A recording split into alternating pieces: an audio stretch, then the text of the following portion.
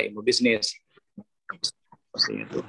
Nah, dengan hadirnya Umi Adita juga ini merupakan sebuah anugerah luar biasa bagi kita ya.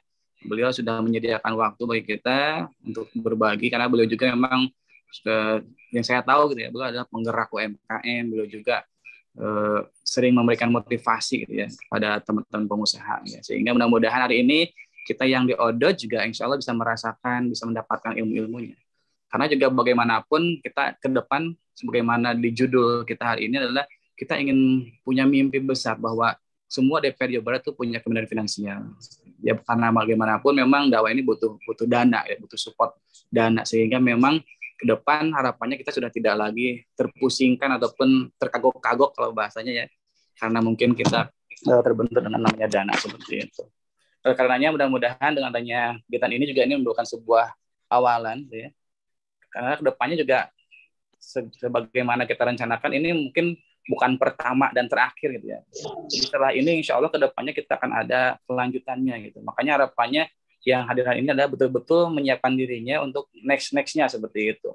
Karena setelah ini juga akan ada pertemuan seperti itu. Karena juga memang yang saya tahu juga pertemuan seperti ini tidak bisa sekali gitu ya. Harus beberapa kali sehingga betul-betul apa yang kita serap kemudian juga kita praktikkan seperti itu. Nah, insya Allah setelah ini kedepannya juga kita ada pertemuan lagi sehingga mudah-mudahan apa yang nanti diserap teorinya hari ini juga bisa kita sama amalkan di kemuliaan hari seperti itu. Nah, mungkin itu saja sebagai sambutan, sebagai awalan. Sekali lagi mudah-mudahan ini menjadi sebuah langkah kita bersama menuju kemandirian Jawa Barat, sehingga mudah-mudahan ke depan insya Allah teman-teman di DPA minimalnya kita bisa sama-sama bersemangat, sama-sama betul-betul bisa menjadikan wasilah Odot sebagai juga kemaslahatan bersama seperti itu. Nuhun. Assalamualaikum warahmatullahi wabarakatuh. Waalaikumsalam warahmatullahi wabarakatuh. Syukran jazakallah khair Ustadz Bambang Trihardiono selaku Ketua Pengprov Odot Jabar atas sambutannya. Ya, baik. Bagi para peserta yang baru hadir, mohon untuk mengisi link presensi yang sudah disediakan panitia ya, ada di kolom chat. Boleh juga di spam chatnya dengan kehadiran. Contoh ada dari DPA Kota Bogor, Afwan baru gabung, syukran. DPA Kota Bogor. Dari DPA Kota Tasikmalaya hadir, alhamdulillah. Baik, agenda kita pada pagi hari ini mengusung tema menuju kemandirian finansial DPA Odot Jawa Barat, Be a Muslimpreneur. Ini didukung oleh Erizu dan Muslim Swatantra. Nah, berdasarkan apa yang tadi disampaikan oleh Ustadz Bambang, output kita ini yang kita inginkan adalah kemandirian setiap DPA untuk bisa memiliki kemandirian pribadinya secara finansial di dalam internal DPA. Agenda ini didukung oleh Erizu dan ada sedikit yang mau lewat ya, video yang mau lewat, mohon untuk disimak.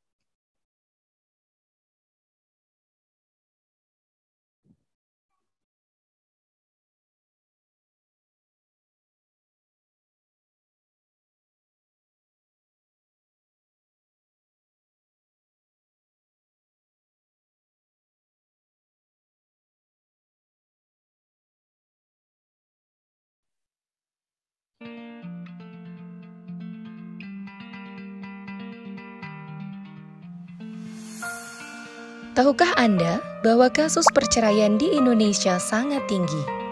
Terhitung sejak tahun 2010 sampai dengan tahun 2015, jumlah perceraian di Indonesia meningkat 15 hingga 20%. Penggugat cerai terbanyak adalah wanita. Dan berikut 4 alasan utama kasus perceraian terjadi di Indonesia. Kedudukan pernikahan seperti yang sudah dijelaskan dalam Quran Surat An-Nisa, bahwa pernikahan dalam Islam seperti perjanjian agung. Perjanjian dalam bahasa Al-Quran disejajarkan dengan mitsaqon galiza antara Allah dengan para rasul berpredikat ulul azmi dan mitsaqon galiza antara Allah dengan Bani Israel yang dalam Al-Quran diceritakan dalam melakukan perjanjian ini sampai-sampai Allah angkat gunung Sursina di atas kepala Bani Israel. Tujuan pernikahan adalah meraih keluarga sakinah yang memberikan kedamaian dan ketenangan dalam rumah tangga. Mawadah, saling mengasihi dan menyayangi. Warohmah, memberikan keturunan yang sehat dan penuh berkah dari Allah Subhanahu wa Ta'ala.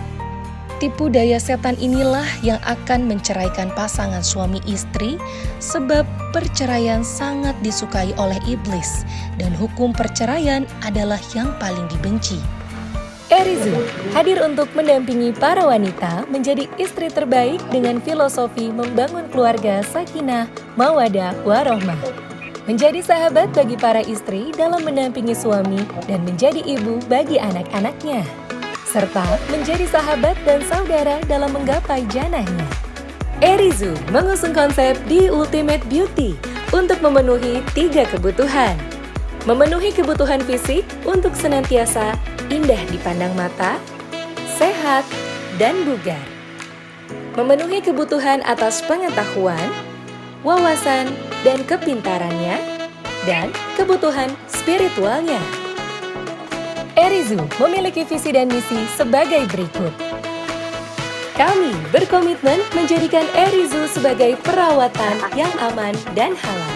Erizu hadir sebagai solusi, tidak membuat Anda ketergantungan serta perawatan kulit untuk jangka panjang. Tidak menimbulkan efek samping karena sebagai nutrisi bagi kulit. Diformulasikan dengan bahan alami sehingga dalam 7 hari Anda sudah bisa rasakan manfaatnya. Lalu, mengapa Anda harus memilih Erizu Skincare? Kecantikan adalah investasi jangka panjang. Erizu Skincare hadir dengan rangkaian produk perawatan kulit yang diformulasikan khusus oleh dokter spesialis kulit dan telah melalui beberapa tahapan tes. Erizu diformulasikan untuk merawat dan menyehatkan kulit wajah, sehingga kami senantiasa menggunakan bahan-bahan yang alami, kandungan bahannya sudah teruji dan bebas dari bahan merkuri. Mengaplikasikan teknologi growth factor dengan stem cell nabati yang efektif memberikan efek whitening dan anti-aging yang lebih baik, lebih efektif, dan aman.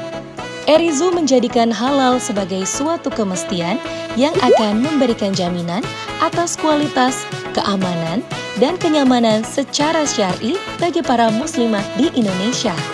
Menggunakan rangkaian produk Erizu Skincare akan memberikan hasil seperti perawatan berkala dengan dokter kulit. Hasilnya maksimal dan kulit semakin sehat dan terawat.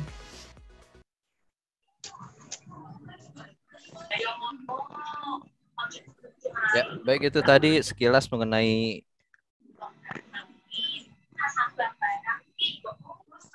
promosi dari Erizu ya. Mungkin ibu-ibu ada yang menggunakan produk Erizu-nya sudah tidak asing ya. Atau mungkin bapak-bapak, oh jangan bapak-bapak. Bapak-bapak punya istri mungkin ya. Minumannya mau pakai Nutrisari apa Just Juice? Oh, Just Juice. Ya, mungkin ibu-ibunya pada pakai produk ini ya, Erizu, jadi sudah tidak asing lagi. Jadi sebelum masuk ke pengisi, mohon izin saya untuk menyampaikan sedikit kurikulum vitae dari pengisi, dari Umi Erita. Ya. Umi Erita Zurahmi, pekerjaan sebagai entrepreneur, bisnisnya yang beliau sebagai founder dan komisaris di Erizu Skincare. Founder dan komisaris di Ukhti Munira. Masya Allah. Kegiatan beliau, mentor dan penasehat di beberapa komunitas bisnis seperti itu. Saya boleh menyapa sedikit ke Umi Erita ya. Assalamualaikum Umi Erita. Waalaikumsalam warahmatullahi wabarakatuh. Syukran, jazakallah khair kepada Umi Erita sudah hadir. Umi, kalau boleh tahu ini kesehariannya gimana ya Umi? Kayaknya banyak banget bisnis yang dipegang. Boleh share ke kita Umi? Sebenarnya sih kalau dibilang banyak enggak ya Kang ya. Kan bisnis itu sebenarnya adalah membangun organisasi.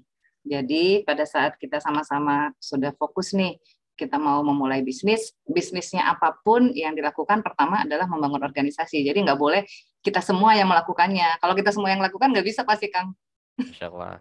Jadi Iya. emang mempersiapkan itu supaya nanti semua didelegasikan sesuai dengan keahliannya masing-masing. Nah, sebagai founder, sebagai owner, kita lebih ke pengawasan, kemudian pengembangan gitu ya. Jadi lebih ke yang berpikir strategis. Masya Allah. Siap-siap Umi. Baru ngobrol sedikit aja, isinya udah daging semua ini ya. Insya Allah belum masuk ke materi, tapi isinya udah daging semua. Baik, Umi, boleh kita langsung ke materi saja mungkin ya Umi ya? Enggak. Ya, kepada Umi Erita Zurami, Fadol, persilahkan. Terima kasih. Assalamualaikum warahmatullahi wabarakatuh. Saya sapanya teman-teman aja ya. Mudah-mudahan sih kayaknya lebih muda dari saya semuanya. Jadi insya Allah hari ini sebagai tahap awal, mudah-mudahan ke depan nanti insya Allah lebih banyak lagi yang bisa kita sharing sama-sama. Pagi ini saya sepertinya ada kesalahan sedikit nih ya, informasi yang diterima, karena sebelumnya katanya muslimah aja gitu, ternyata ada bapak-bapak, tapi insya Allah nggak apa-apa karena materi ini juga sebenarnya bisa dipakai untuk umum, bisa untuk bapak-bapak dan ibu-ibu juga. Cuman mohon maaf kalau di materi saya lebih penekanannya ke muslimah seperti itu. Izin saya langsung share aja. Sudah terlihat ya?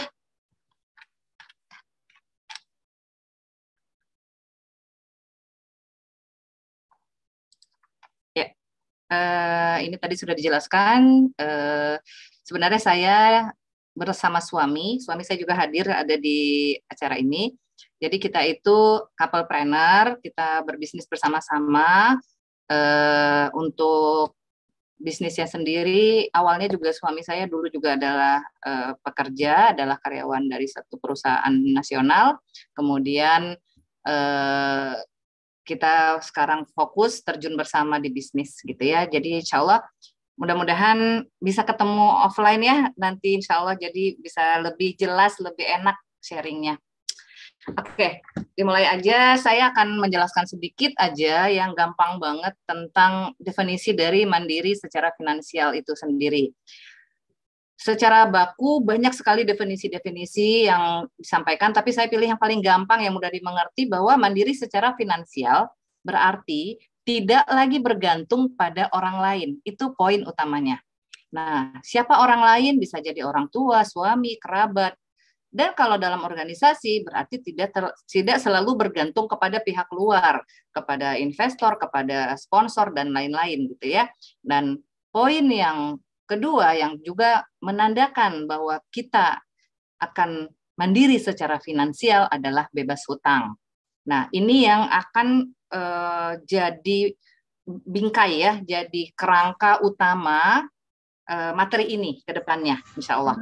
Dan seperti tadi disampaikan oleh Pak Bambang bahwa ini nggak bisa satu kali ya, karena ini yang saya kasih ini baru kulit banget gitu, karena memang pengantar.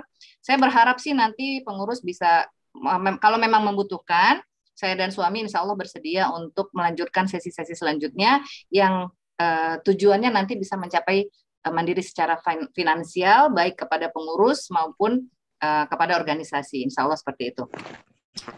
Ya, nah ini saya mengatakan muslimah di sini, tapi insya Allah nanti ini juga berlaku buat umum ya, bahwa kenapa sih muslimah harus mandiri finansial?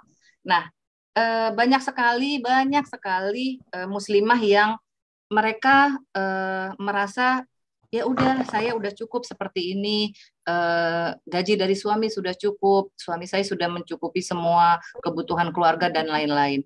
Padahal kalau menurut kami gitu ya, muslimah itu tetap harus mandiri finansial. Dan mandiri finansial ini juga tidak harus keluar rumah. Tidak harus meninggalkan tanggung jawabnya sebagai seorang ibu dan seorang istri. Nah, insya Allah ini juga bisa gitu ya, bisa banyak jalan, apalagi sekarang dunia online gitu ya, banyak hal yang bisa dilakukan hanya dari rumah gitu. Nah, tidak menutup kemungkinan kalau memang dibutuhkan kemudian si istri atau ibu ini diharuskan bekerja gitu ya, tapi pasti sudah dengan atas izin suami. Nah, alasan utama kenapa muslimah harus mandiri finansial, yang pertama itu bahwa muslimah itu harus mampu bertahan dalam kondisi tidak terduga. Nah, kita nggak pernah tahu kondisi ke depan. Misalnya suami sakit parah yang akhirnya mengeluarkan biaya besar dan tabungan terkuras habis. Ini banyak banget ya kasus-kasusnya. Atau suami di PHK. Ini juga banyak banget kejadian di masa pandemi. Saya punya teman yang banyak sekali suaminya harus menerima kondisi ini gitu ya. Dan begitu suami di PHK tanpa persiapan, keduanya bingung. Suami yang biasanya bekerja dari office hour ya, pagi sampai sore, tiba-tiba saya harus ngapain? Pilihannya mencari kerja lagi atau usaha. Tapi usaha juga nggak mudah karena nggak ada persiapan dan tidak tahu apa-apa mengenai dunia usaha gitu. Akhirnya mereka stres berdua gitu ya. Nah, ini juga menurut saya, menurut kami, kita persiapkan dari awal gitu. Atau suami misalnya cacat tetap, nauzubillah min dzalik, tapi hal-hal seperti ini memang kita nggak pernah tahu ke depan gitu ya. Apakah kecelakaan dalam bekerja, apakah kecelakaan dalam perjalanan, dan lain-lain. Pada saat kondisi cacat tetap, mungkin perusahaannya juga tidak menerima dia lagi gitu ya sebagai karyawan gitu. Atau suami meninggal. Nah, kita nggak pernah tahu umur, kita juga nggak tahu siapa yang duluan meninggal gitu ya. Tapi kondisi ini juga banyak terjadi gitu. Tiba-tiba suami meninggal. Ini kemarin kebetulan adik dari murabi saya juga kan mengalami suaminya harus meninggal, dia seorang PNS, yang ternyata setelah suami meninggal, pensiunnya itu tidak sama lagi dengan jumlah gaji yang diterima selama ini. Dan kemudian anak-anaknya 3 orang masih sangat butuh biaya, istrinya tidak punya penghasilan. Nah, ini jadi jadi pemikiran, saya nggak bisa bilang beban ya, jadi pemikiran dari keluarganya.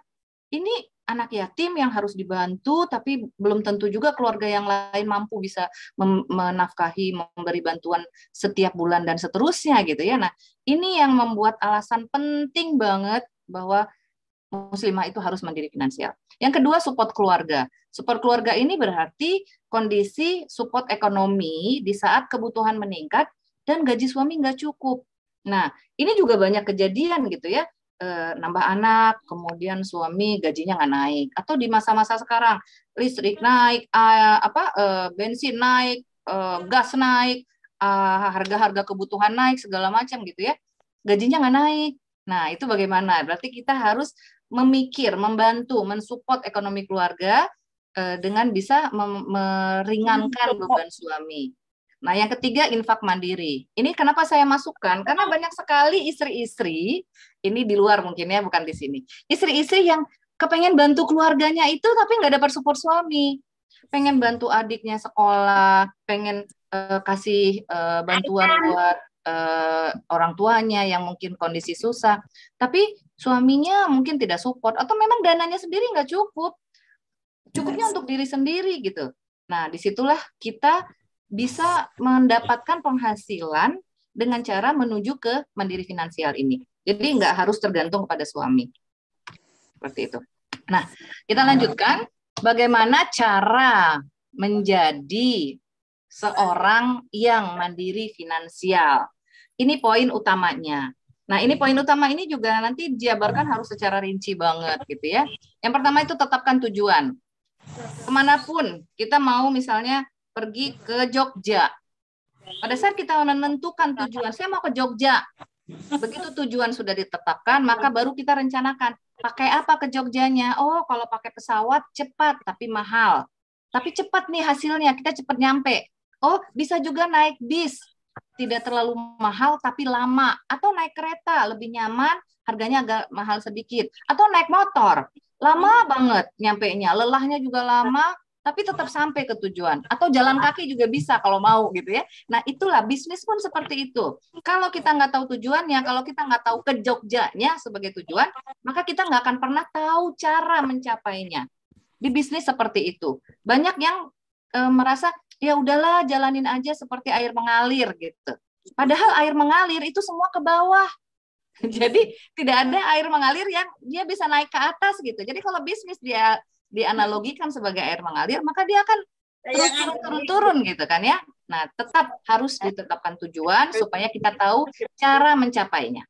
Setelah tetapkan tujuan, maka langsung membuat perencanaan. Perencanaan ini juga detail banget, nanti juga akan saya jelaskan sedikit. Dengan perencanaan ini kita baru bisa melakukan strategi. Tanpa perencanaan, kita tidak bisa lakukan strategi apapun. Setelah menyiapkan strategi, maka yang dilakukan selanjutnya adalah action. 3 hal di depan tidak ada artinya, tidak ada manfaatnya, tidak akan mencapai apa-apa tanpa action. Jadi belajar, cari ilmu, strategi, perencanaan, segala macam, itu tidak akan menghasilkan apapun tanpa action. Nah, sekarang yang pertama, tetapkan tujuan. Karena kita bicara tentang finansial, mandiri finansial, maka yang harus dilakukan ini dulu. Cek kondisi keuangan saat ini, kondisi keuangan rumah tangga atau kondisi keuangan organisasi. Sebenarnya berapa kebutuhan dana tiap bulan? Apakah punya hutang?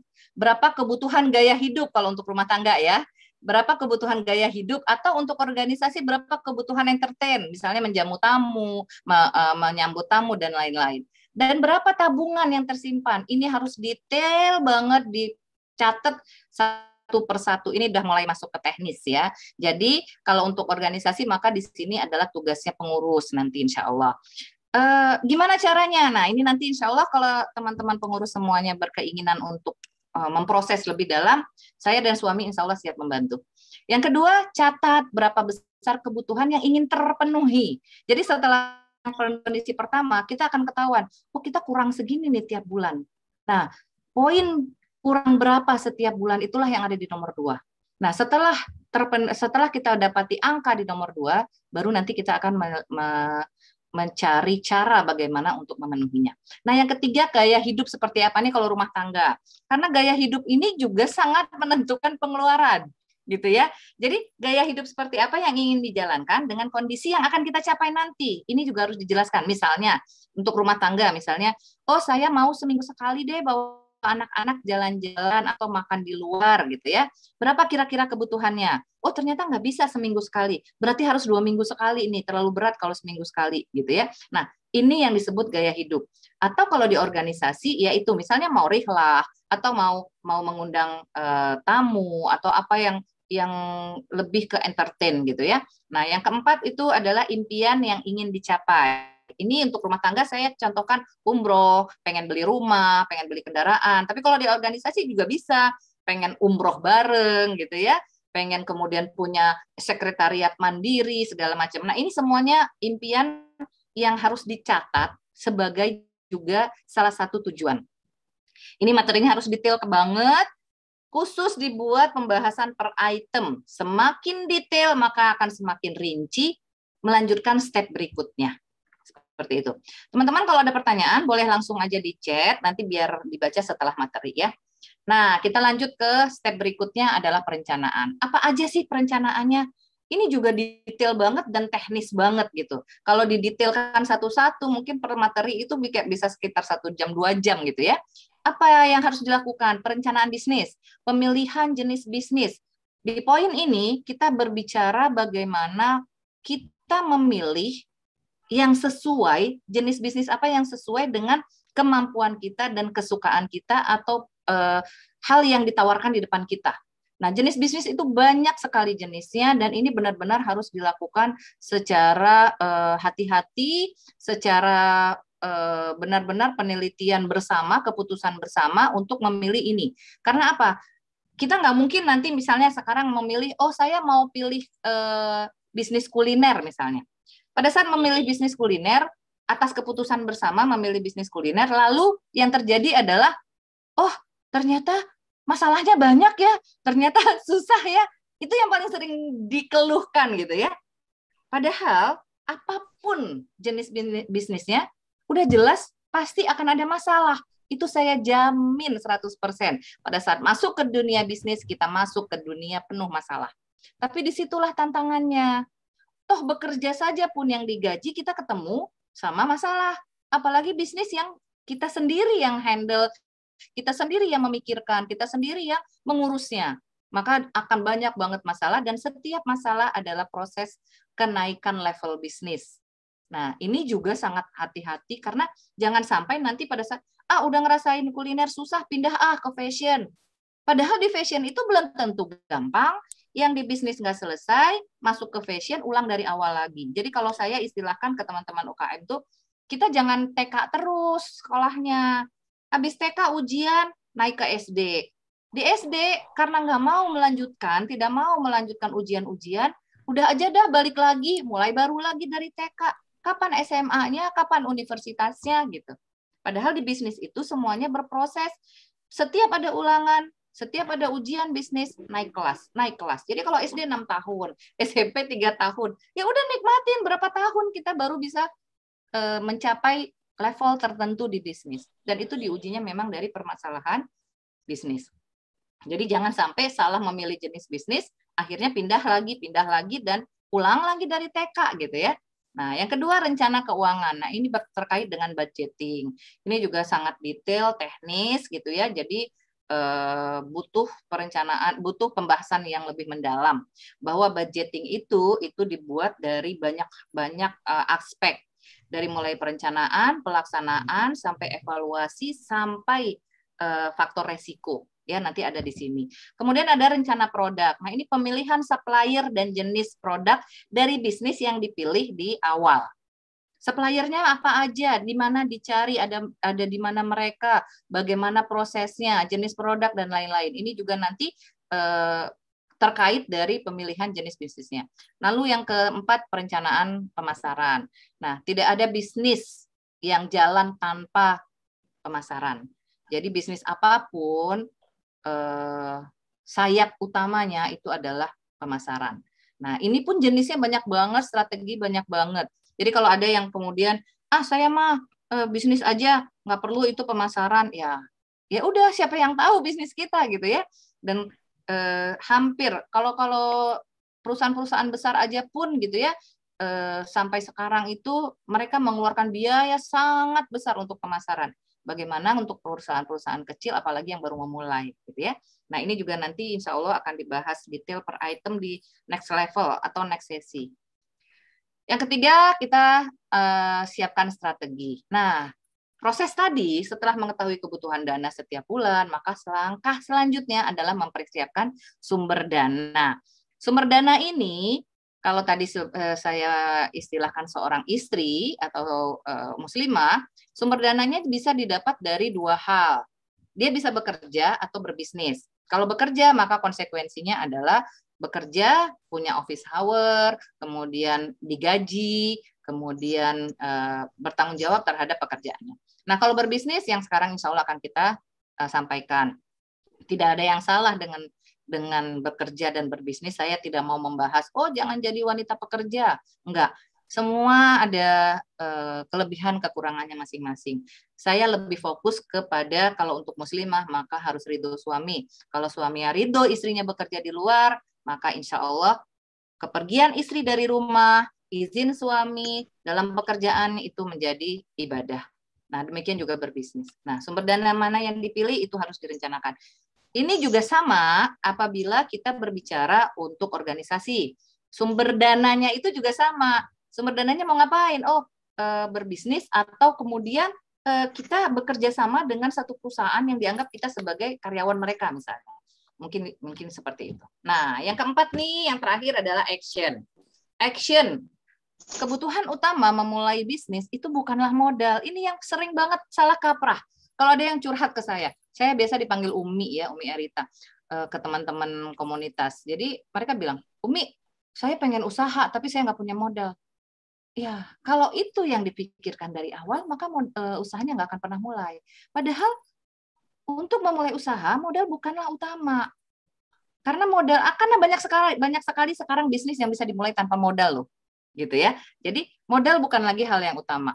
Nah, nanti kita juga akan bahas bagaimana caranya. Tapi yang paling penting, yang paling utama untuk memulai bisnis adalah 4 poin ini. Berkeinginan yang kuat. Kalau keinginan yang nggak kuat, ketemu masalah, dia loyo. Dia langsung nggak mau lagi. Dia langsung menyerah. Ini poin utama. Yang kedua, bisa melihat peluang. Yang ketiga, belajar tentang ilmu bisnis. Karena bisnis tanpa ilmu itu mencapai tujuannya akan lama sekali. Jadi kalau analogi tadi, jalan kaki ke Jogja. Kira-kira seperti itu kalau melakukan bisnis tanpa ilmu. Gitu. Jadi memang ilmu itu akan terus berkembang. Ilmu bisnis akan terus berkembang.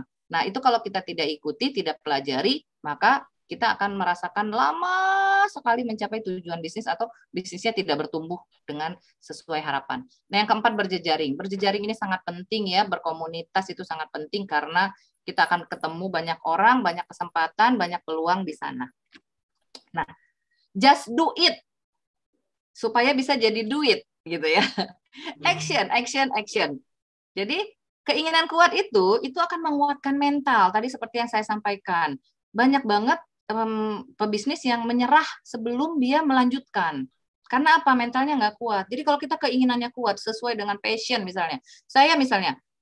Saya suka belanja misalnya kan. Ini mah penyakit emak-emak ya. Suka belanja. Supaya tidak merasa bersalah belanja, saya belanja untuk jualan gitu. Itu salah satu contoh bahwa saya berbisnis sesuai passion misalnya gitu ya. Jadi saya bisa belanja sesuai keinginan saya, habis itu saya jual. Jadi duit lagi, saya belanja lagi misalnya kayak gitu. Atau yang tukang makan misalnya ya. Nah, dengan dia suka makan, dia kan ingin mencoba banyak makanan, maka dia berpikir, oh ya udah, saya coba buka resto deh atau saya buka warung deh. Jadi saya bisa menjual makanan-makanan kesukaan saya. Nah, kayak gitu-gitu. Keinginan yang kuat, apalagi sesuai dengan passion, maka akan menguatkan mental. Dan penguatan mental ini sangat penting untuk bisnis. Nah, lalu melihat peluang yang kedua ya, bahwa secara fakta, bisnis itu adalah bahagia di atas penderitaan orang lain. Kok kejam ya kayaknya gitu ya. Tapi memang itu yang terjadi. Karena apa? Karena di mana ada kesusahan orang, di mana ada penderitaan orang, di situ ada peluang. Jadi harus sangat jeli, harus sangat peka melihat masalah orang, melihat penderitaan orang. Pada saat penderitaan orang itu kita temukan, oh dia punya masalah nih di sini. Pasti di situ ada peluang bisnis. Nah, itu terjadi juga di masa pandemi ya. Kalau teman-teman ingat dulu awal-awal pandemi semua UKM itu bingung. Termasuk kami.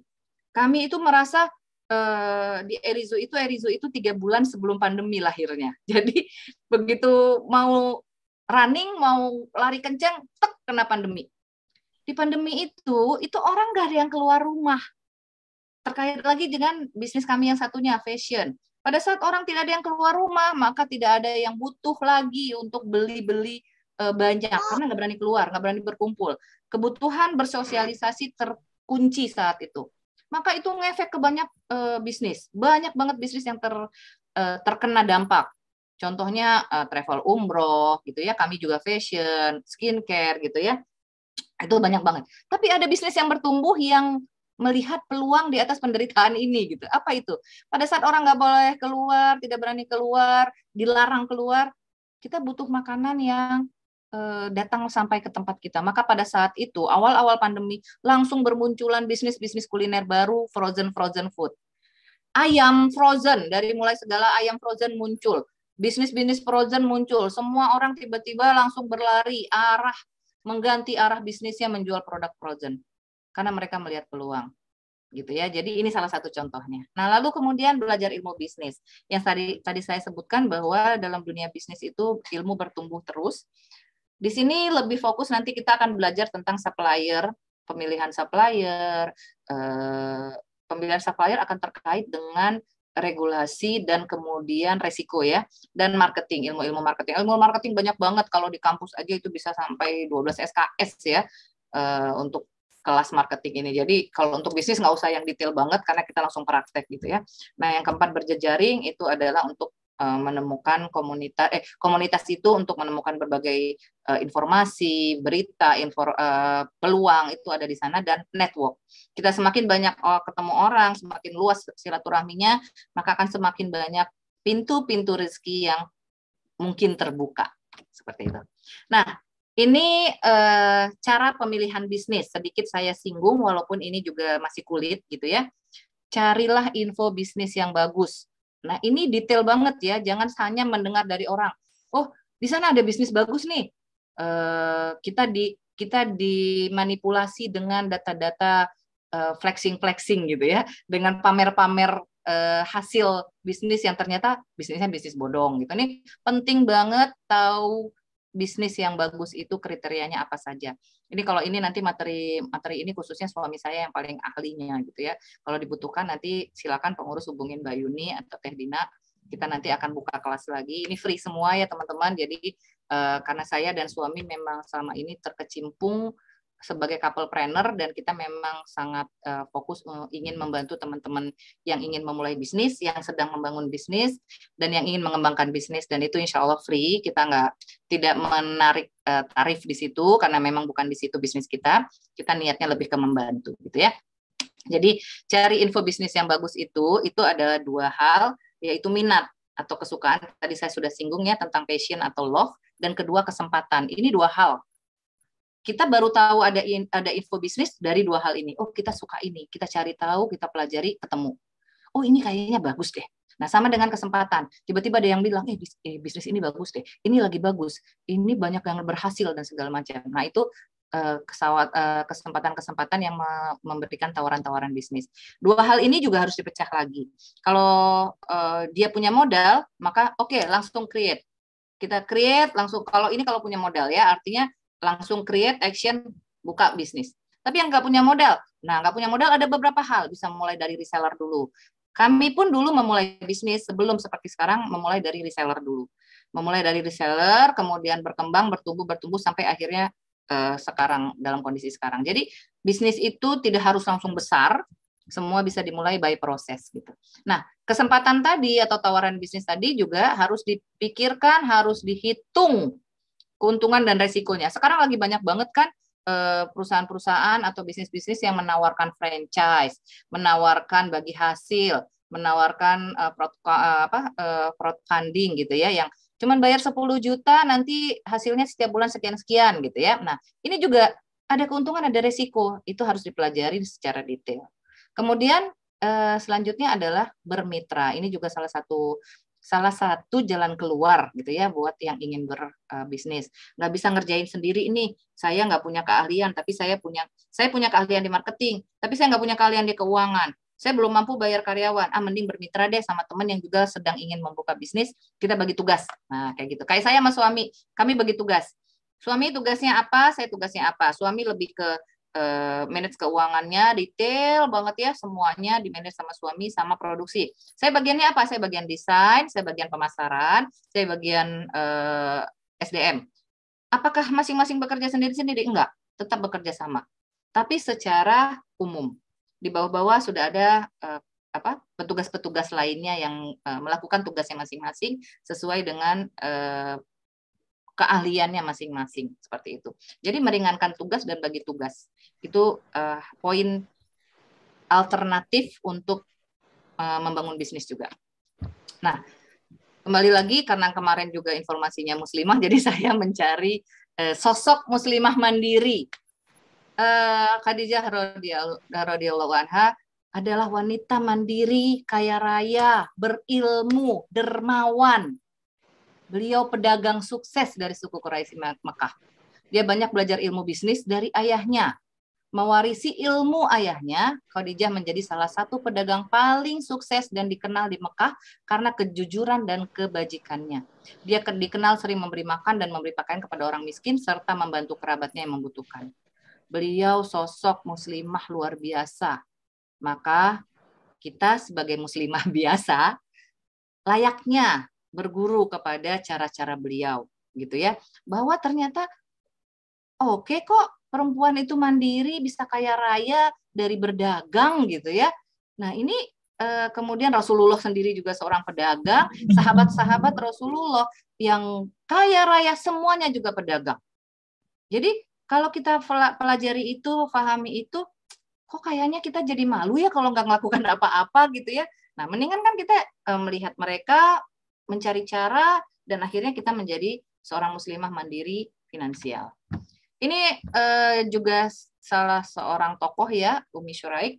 Di dalam kitab Sahih Muslim terdapat banyak riwayat menarik dari Fatimah binti Qais ini, bahwa disebutkan Ummi Syuraik adalah perempuan yang kaya raya dari kalangan Ansor, sering membelanjakan hartanya di jalan Allah, karena itu banyak tamu yang berdatangan ke rumahnya.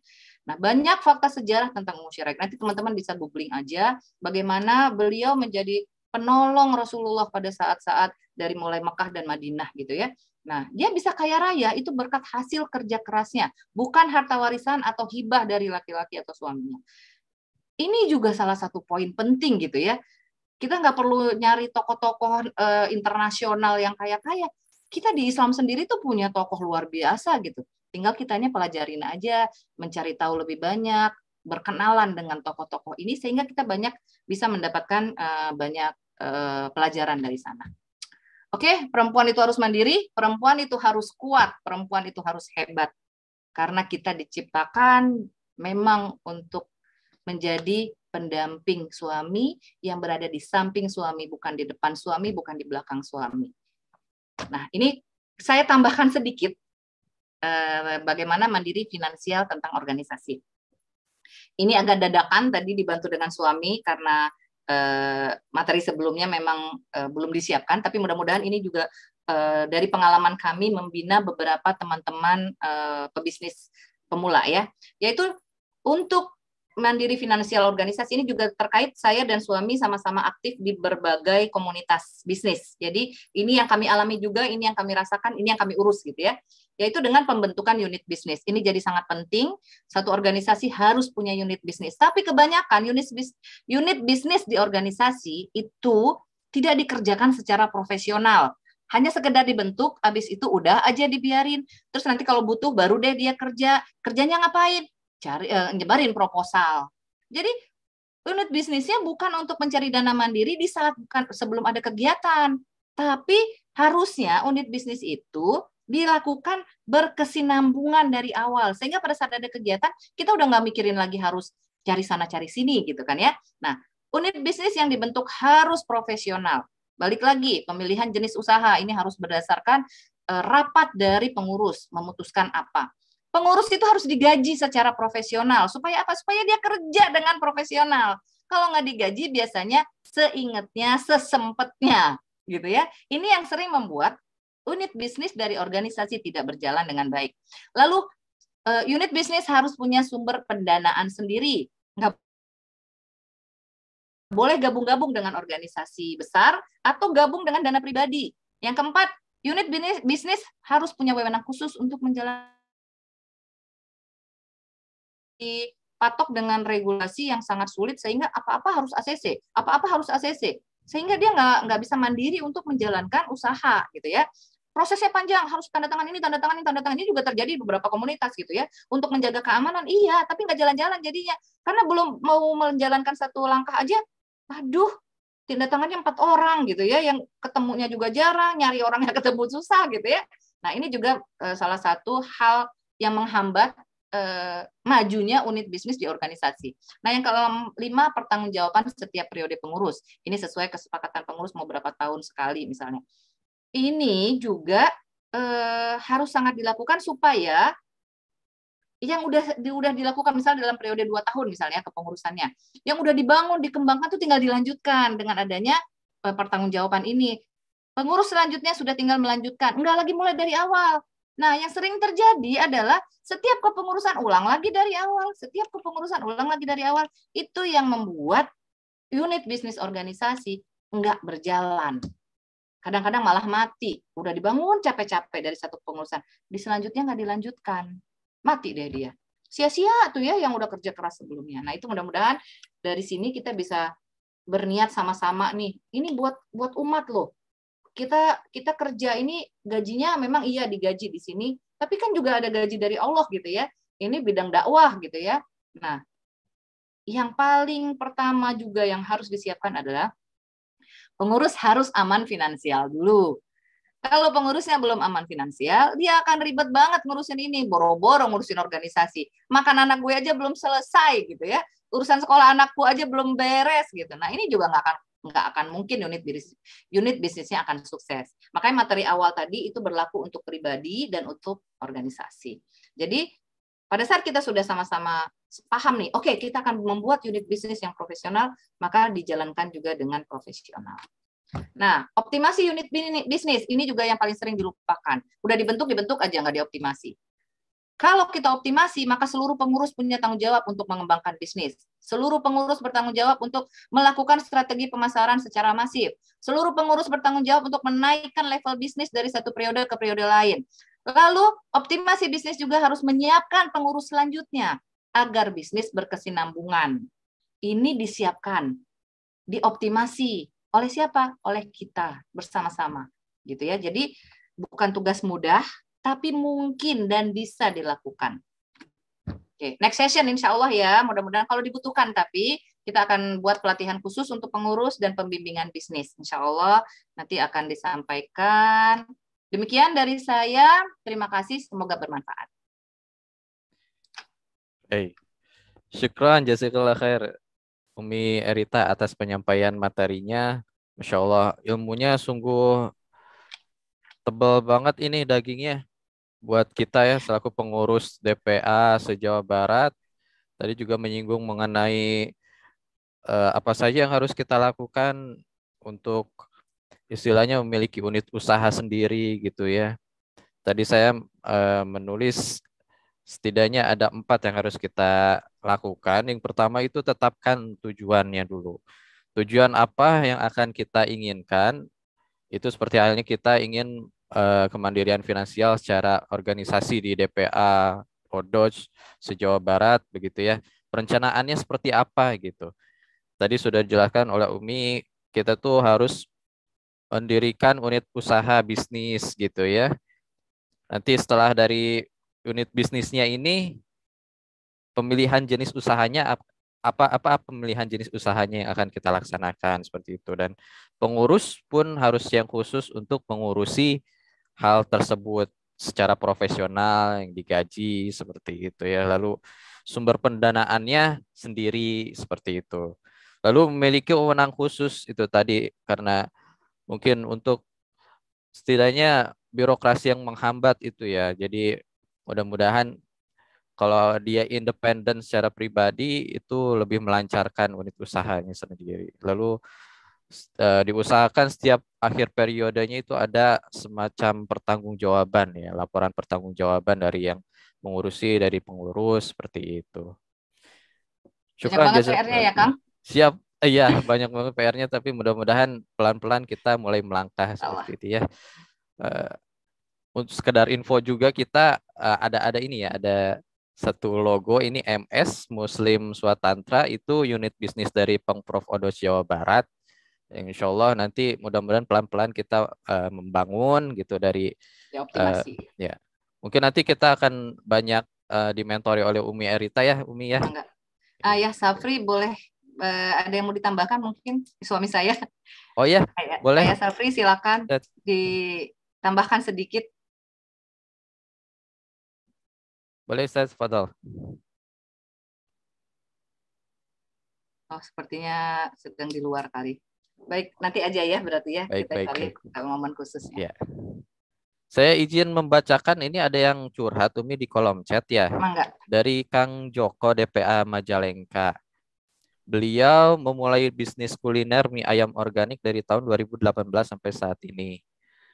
Dan sampai saat ini beliau belum goal untuk usaha mie ayam organiknya. Dan masih penasaran kekurangannya apa. Jadi untuk digital marketing pakainya dia Instagram, Facebook Ads, website konsep desain sudah ada semua.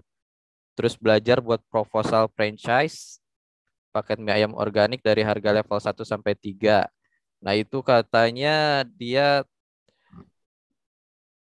saat pandemi kemarin itu calon mitra batal closing untuk sekarang. Jadi join sama investor. Beliau menginginkan kira-kira apa kekurangannya dari bisnis ini, Umi, seperti itu. Baik, ini kayaknya butuh waktu lama untuk membahas kalau dicari kekurangan ya, karena memang kami harus tahu banget bisnis yang dibentuk ini seperti apa, penjualannya online atau offline. Kemudian ini kan mie ayam organik ya.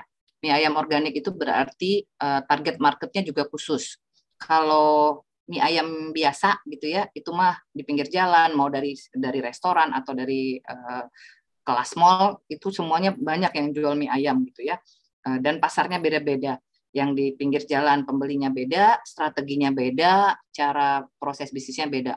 Yang di warung, di restoran itu beda, yang di mall beda lagi. Nah ini nanti Pak Joko kayaknya akan panjang sekali, cuman saya coba kupas umum gitu ya, bahwa untuk bisnis apapun jenisnya, kalau ini kita lebih ke ini ya, ke kuliner ya, bahwa apalagi dari 2018 ya sudah dibuka ya.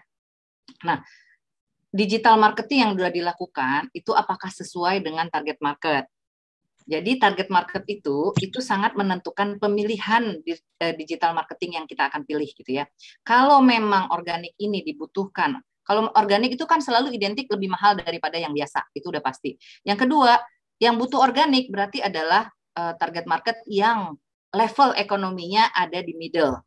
Kalau teman-teman tahu segitiga level ekonomi, itu yang paling bawah, jadi segitiga itu dibagi 3. Yang paling bawah itu adalah low market ya. Jadi di situ biasanya ekonominya yang kalau mau beli mie ayam yang penting mie ayam. Ayamnya bukan ayam juga yang penting mie ayam gitu ya. Nah, di level middle itu sudah mulai cari mie ayam yang berkualitas. Nanti yang di high yang penting harganya mahal itu pasti berkualitas gitu kira-kira. Mungkin untuk contoh lebih mudahnya saya akan analogikan dengan nugget misalnya ya. Kalau di level paling bawah itu nugget curah.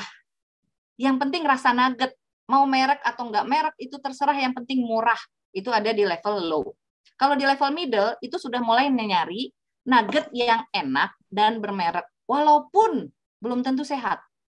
Kemampuan belinya itu ada di middle. Tapi kalau sudah di high, mereka akan mencari yang sehat, yang paling mahal itu pasti berkualitas. Nah, pemilihan iklan, marketing digitalnya atau marketing offline-nya itu sangat menentukan target market yang kita tuju. Kalau pemilihannya Instagram, maka siapa yang ada di Instagram? Apakah yang di Instagram itu adalah target market kita? Instagram itu pemain besarnya dari usia keberapa ke berapa gitu. Nah, di Facebook bagaimana? Kalau sekarang saat ini misalnya kami untuk produk Erizu. Produk Erizu itu produk yang menengah ke atas. Di sini kami sangat mengedepankan kualitas. Banyak sekali skincare yang satu set itu 200.000. Kalau di kita satu set 200.000 lebih, satu piece 200.000 lebih. Siapa yang mau beli? Sementara ada yang satu set harganya 200 gitu. Nah, karena kami berada di level menengah, maka cara strateginya juga berbeda. Mengedepankan kualitas, kemudian hasil itu nggak boleh mengecewakan. Semua produk yang berada di level yang runcing di atas, itu benar-benar kualitas harus nomor 1. Kalau kualitas sudah nomor 1, harga itu belakangan. Karena mereka mengejarnya kualitas. Nah, kalau dikembalikan lagi terkait dengan mie ayam, organik, Pak Joko tuh mengambil level yang mana, dan nanti kita akan bicarakan lagi cara penjualannya seperti apa. Karena salah sasaran, salah cara iklan, hasilnya pasti gagal, Pak. Saya contohkan gini, saya paling sering mencontohkan mobil ya. Di Toyota itu banyak banget brand. Ada yang dia levelnya di level ekonominya itu hanya mampu beli di Avanza misalnya. Pada saat di Avanza, mereka beli itu karena fungsi. Harganya murah, kapasitas isinya besar, bensinnya irit, mereknya Toyota. Toyota orang udah tahu ya, banyak yang saklek dengan merek misalnya gitu ya, maunya Toyota gitu. Padahal sejenis di Xenia juga sejenis di merek lain ada Xenia gitu ya. Tapi karena dia saklek sama merek, akhirnya dia memilih Toyota. Avanza berarti. Nah, si orang Avanza itu pada saat kita menawarkan beli Fortuner, mereka akan nolak, Pak. Pasti bilangnya mahal. Padahal mahalnya di Fortuner itu juga pasti ada kualitas yang berbeda gitu ya. Cuman orang Avanza akan bilang, ngapain beli Fortuner? Bannya sama-sama 4 katanya. Pintunya sama-sama 4 gitu ya. Harganya bisa 3 kali lipat gitu. Nah, orang Avanza akan bilang mahal. Jadi kalau produk kita di komen mahal, berarti kita salah target market. Tapi pada saat kita naik nih ke level Fortuner, kita tawarin nih yang orang-orang beli Fortuner, yuk beli Avanza yuk, ini lebih murah loh, mereknya sama-sama Toyota, kualitasnya sama. Mau nggak beli? Enggak. Dan cara target market, cara marketing di target market itu juga pasti berbeda. Nah, apakah kegagalan itu bisa jadi Bapak treatment ke level target marketnya masih tidak tepat. Mungkin itu ya, sementara yang saya bayangkan ya. Tapi kalau untuk detailnya memang harus bicara panjang nih Pak, harus pembahasan mendetail ini insya Allah. Mungkin begitu Kang. Baik, syukran Umi. Sudah cukup ya, Ustaz Joko, Bang Jo ya dari DPA Majalengka. Oke. Ada dari Optik Jogja ini Umi. Mau Ya. tanya katanya dari sisi manajemen dan mengatur keuangan gimana ya Umi? Sering jualan laris manis tapi uangnya kok kayak nguap katanya Umi. Apa ya? Aduh. Ini Mbak Sari atau Umi Sari ini ya dari Jogja. Ini masalah banyak orang. Dan poin intinya, boleh nyala mic nggak Mbak Sari? Saya pengen nanya. Iya Umi, Assalamualaikum. Waalaikumsalam. Oke. Gini, kan sisi manajemen teknisnya bagaimana? Karena sering jualan laris manis tapi uangnya nggak ada gitu ya. Nah, laris manis itu ketahuannya dari mana? Dari data atau dari dilihat secara umum aja? Oh, jualan saya tiap hari laku gitu. Dari mana? Masih begitu, masih kelihatan banyak keluar. Kelihatan banyak keluar. Biasanya ibu-ibu nih terutama nih yang sering saya dampingi itu penyakitnya sama Mbak Sari. Nyatet omset rajin banget. Nyatet keluaran tidak mau. Nah, kalau cash flow gitu ya, kalau cash flow itu omset aja yang dimasukin. Wah, kita omset hari ini sehari 3 juta, sebulan kali 30, sekian puluh juta. Gede banget. Padahal di omset itu poinnya ada banyak, modal paling gede. Omset 30 juta misalnya, bisa jadi modalnya 50% atau 60%. Berarti dari modal itu tinggal sedikit lagi dong, gitu ya, udah kepotong tuh sama modal. Lalu setelah itu apa lagi? Oh, ada biaya. Nah, biaya ini yang paling miss, paling jarang dicatat oleh ibu-ibu. Tidak disiplin mencatat. Jadi kalau saya contohkan gitu ya, omset 30 juta, modalnya kita anggap 20 juta, kita anggaplah ya, modal 20 juta, sisa 10 juta. Terus ada biaya bulanan nih karena omset sebulan. Biaya bulanan yang tercatat ya, yang tercatat sebanyak 5 juta. Berapa sisanya? Cuma 5 juta. Udah gitu, penyakitnya adalah tidak dicatat. Dengan tidak dicatat, dianggap dapatnya gede 30 juta, pengeluaran tidak tercatat, yang terjadi yang sering malah terjadinya minus. Karena udah ngerasa seneng duluan gitu ya. Kalau di fashion tuh saya selalu bilang gini, ya ibu-ibu mah jual 3 jilbab, beli jilbab 1 buat dipakai sendiri, udah habis. Terus suaminya protes, dikasih modal mulu jualan tapi nggak pernah kelihatan, yang ada lemari kamu tuh penuh terus gitu kan. Nah, itu tuh sering banget kejadian gitu. Jadi masalah utamanya adalah pencatatan keuangannya tidak disiplin. Untuk supaya terlihat uangnya, maka yang harus dilakukan adalah pencatatan, punya data, pencatatan pengeluaran. Nanti kalau sempat Mbak Sari boleh ke YouTube saya di Erita Zurahmi, di situ ada materi tentang ternak modal. Nah, di situ saya jelaskan secara detail ya, bahwa dari proses bisnis itu memang pencatatan itu sangat penting dan kita bisa mengkembangbiakkan modal dengan cara yang sangat sederhana. Nanti bisa lihat lebih detail di sana. Nanti kalau misalnya masih dibutuhkan boleh DM atau inbox saya di Facebook atau Instagram supaya bisa lebih detail lagi. Atau kalau memang teman-teman di sini juga membutuhkan, silakan Kang nanti kalau mau diatur waktunya. Gitu. Tapi yang poin intinya adalah ini pasti karena tidak rapinya pencatatan keuangan. Begitu. Umi, syukron. Sama-sama. Ya, baik. Itu tadi Umi Sari ya. Jadi pencatatan bagi rekan-rekan yang mungkin nanti akan memulai, pencatatan itu penting teman-teman. Nanti dicatat apapun, mungkin dari modalnya, lalu pengeluarannya seperti apa. Dan jangan lupa itu harus dikurang-kurangi dulu ya Umi ya, biar jadi hasil akhirnya itu berapa seperti Biasa itu. kalau ibu-ibu takut disuruh nulis pengeluaran, Kang, takut ketahuan dosa gitu, sering ngambil dari dana bisnisnya. Jadi ketahuan gitu ya. Aduh. Dina, punten kalau ini nanti tolong di-share aja materinya di sini ya, di chat ya. Iya, Umi. Mangga lanjut, Kang. Syukran. Baik, ada dari Kang Iksan, Ketua DPA Kota Bandung. Izin bertanya, Umi, lebih baik memulai usaha ini, unit usaha dengan produk mandiri atau produk UMKM sekitar, Umi? Baik, terima kasih, Kang Iksan. Keduanya punya kelebihan kekurangan. Kalau produk mandiri yang saya tangkap di sini pertanyaannya adalah kita create produk ya, Kang ya. Nah, create produk maka udah jelas ya, lebih rumit daripada kita memasarkan. Karena meng-create produk, oh alhamdulillah ini suami saya sudah on cam, nanti tolong ditambah ya Ayah.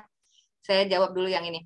Nah, untuk yang usaha, untuk yang create produk mandiri itu memang akan lebih ribet. Produksi itu sangat ribet, banyak banget alur-alurnya, jalan-jalan harus disiapkan, belum lagi resiko rusak, belum lagi resiko gagal produksi dan lain-lain.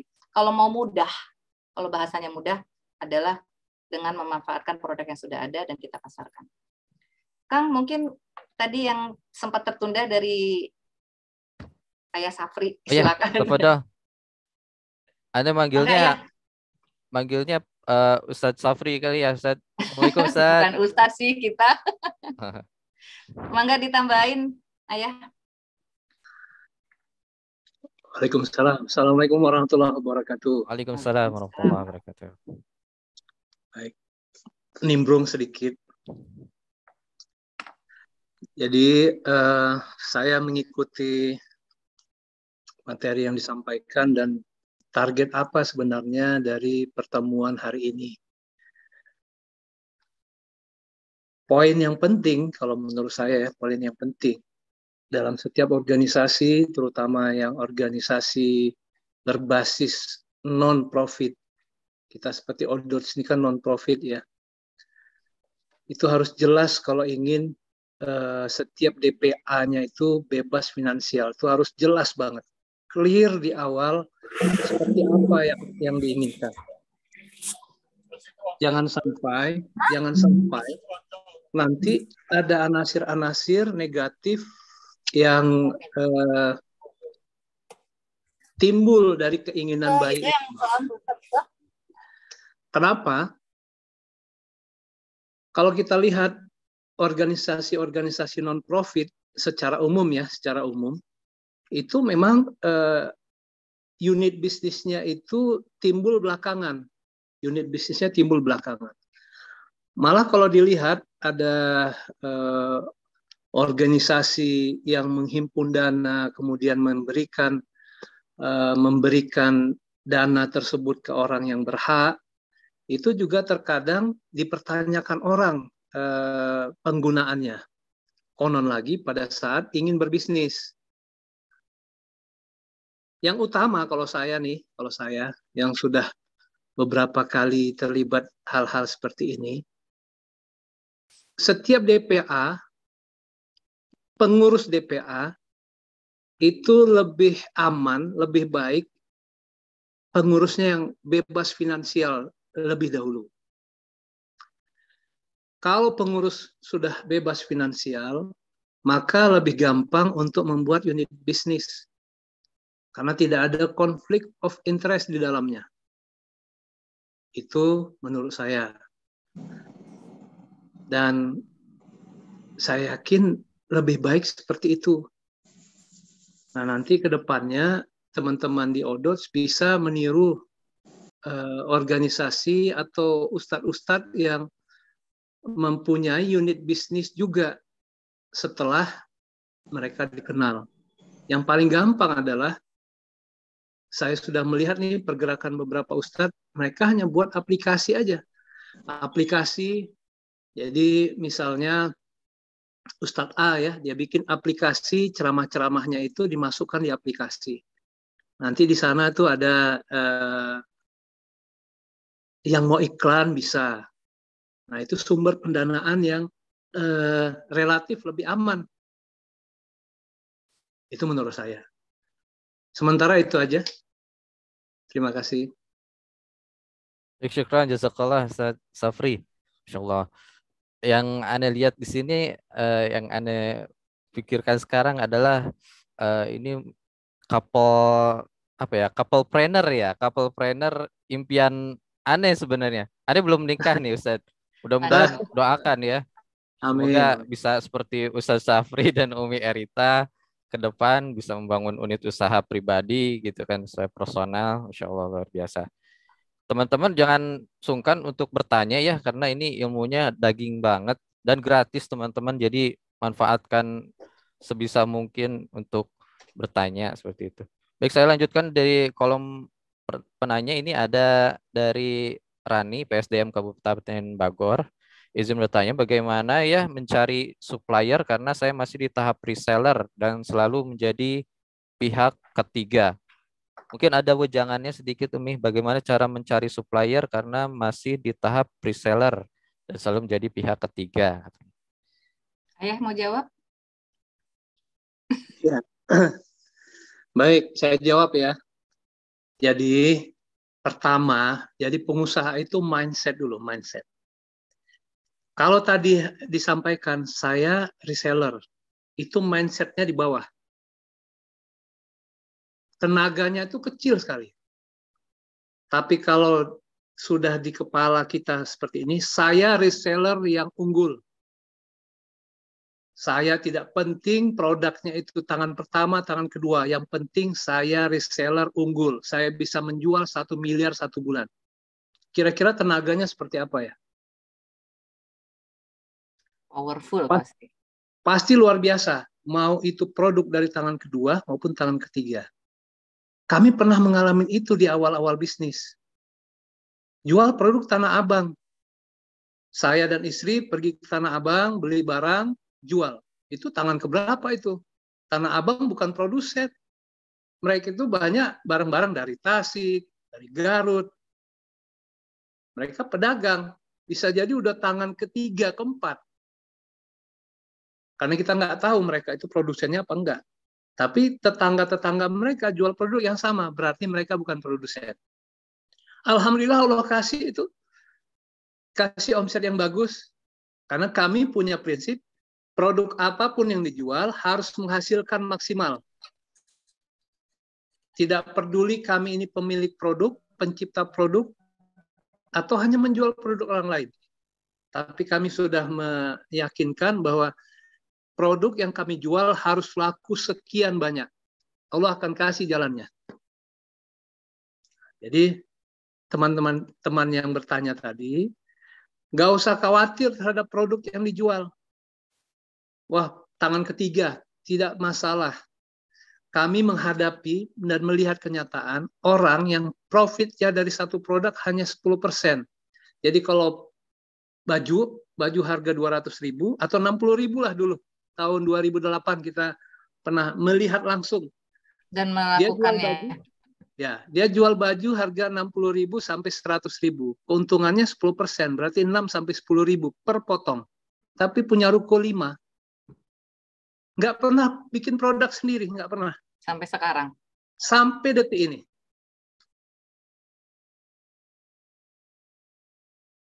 Mindset yang diutamakan. Itu saja. Ya, sedikit menambahkan yang disebutkan Ayah Safri tadi, itu orangnya masih ada gitu ya di daerah Bekasi. Jadi memang dia hanya 10% penjualan dari, ya itu, dia jadi reseller, dia jadi agen gitu, dan tidak pernah punya brand sampai sekarang, tidak pernah, dan dia menganggap itu adalah bisnis dia, ya benar, 5 ruko dari situ gitu. Dan kami pun ngerasain waktu di Tanah Abang itu dulu ya, perjuangannya Masya Allah ya, dari Ayah itu masih kerja waktu itu. Saya berangkat dari sini naik kereta dari Depok ya, kami tinggal di Depok, berangkat dari Depok naik kereta gitu ya, terus sampai ke Tanah Abang, nanti si Ayah yang pas pulang nanti nyamperin saya di Tanah Abang. Itu dari mulai belanja cuman bawa uang 500.000, naik 2 juta, naik pernah bahkan bawa uang 50 juta gitu kan ya. Dan selanjutnya itu bahkan udah nggak bawa uang lagi, tinggal tunjuk, kirim barang, transfer gitu. Nah itu prosesnya luar biasa, dan dari mulai uang 1 juta, dari mulai modal belanja 1 juta sampai 50 juta, tentu bisnisnya sudah berkembang kan. Dari beli yang hanya puluhan piece sampai ribuan piece gitu ya, itu juga kan proses. Makanya jangan khawatir dengan hanya menjadi reseller. Balik lagi ke mindset. Semua itu bisnis itu pasti kalau dikerjakan dengan benar-benar dengan sungguh-sungguh, mau dia reseller, mau dia owner, dia bisa mendapatkan omset yang dia capai, yang bisa dia capai. Begitu jawabannya, insya Allah. Mudah-mudahan tidak puas ya Mbak Rani ya. Cari terus jawaban yang lain. Mudah-mudahan tidak puas. Iya. Baik Teh Rani, seperti itu ya. Jadi mudah-mudahan prosesnya nih, Teh Rani lagi proses kan ya, sekarang lagi reseller. Mudah-mudahan resellernya jadi reseller top reseller. Nanti suatu waktu bisa jadi langsung jadi tangan pertamanya seperti itu ya. Mudah-mudahan Teh Rani. Baik, Matahari juga reseller loh, Kang. Matahari reseller ya? Ya kan banyak produk lain di dalamnya. Betul sekali. Mudah-mudahan nanti punyanya Teh Rani sebesar Matahari, insya Allah. Iya. Ada dari Teh Sri PSDM DPA Karawang. Umi, untuk unit usaha organisasi pemula itu apa harus punya brand sendiri atau jual aja produk kita gabung reseller?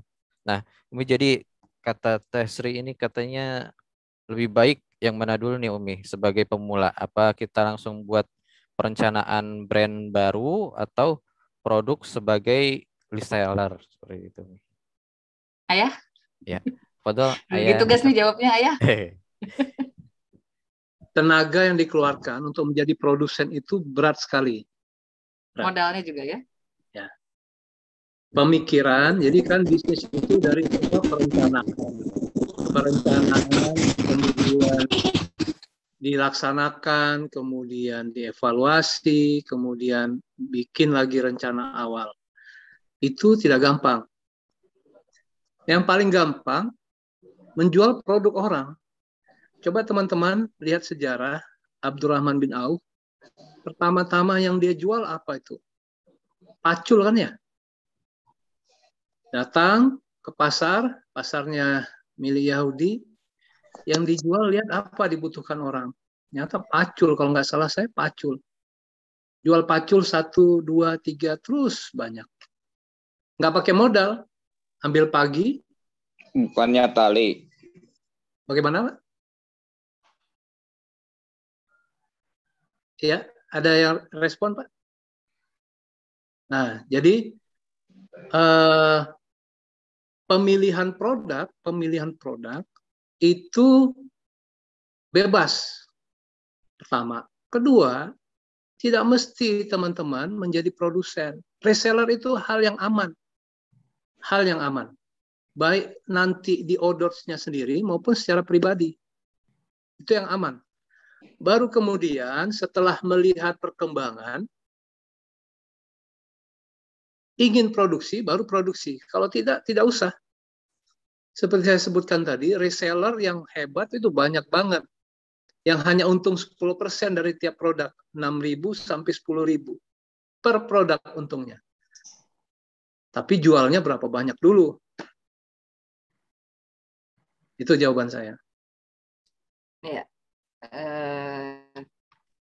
Jadi pemilihan mau brand sendiri atau jual atau gabung reseller itu tergantung kondisi ya. Kalau memang unit usahanya punya modal besar dan udah siap untuk produksi dengan keribetan yang luar biasa, ribet banget ya, karena memang mempersiapkan produksi itu luar biasa effortnya gitu ya. Silakan kalau itu dirasa mampu. Tapi kalau unit usahanya masih baru, modalnya juga masih terbatas, udah gitu kemampuan produksi atau pengalaman produksinya juga belum ada, ya gabung reseller itu menjadi satu poin yang bisa mempercepat proses belajar berbisnisnya dulu. Sama seperti saya dan Ayah Safri dulu juga belajar bisnis itu justru dari jadi reseller. Jadi sedikit cerita flashback ke masa lalu. Ayah Safri kerja di satu perusahaan nasional. Saya ibu rumah tangga sampai anak ketiga itu masih ibu rumah tangga. Kita baru mulai terpikir untuk berbisnis pada saat Ayah Safri memutuskan saya harus keluar. Karena dulu beliau kerja di Bank Mandiri. Bagiannya juga bagian kredit gitu ya. Jadi udah mulai takut mati, udah mulai berasa khawatir dengan riba dan lain-lain. Akhirnya diputuskan oke, saya merintis duluan. Nah, merintis duluan itu yang hal yang selalu kita diskusikan bersama. Apa yang mungkin nih, modal kita nggak cukup, karena gaji juga cukupnya buat kebutuhan sehari-hari dengan anak 3, gitu kan ya.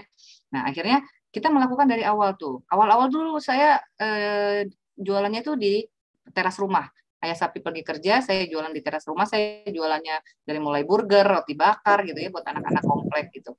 Terus sampai kita ketemukan, kita jalan-jalan sampai nyari ke Gramedia cari buku produksi. Saking pengennya punya produksi sendiri nih, pengen punya brand sendiri.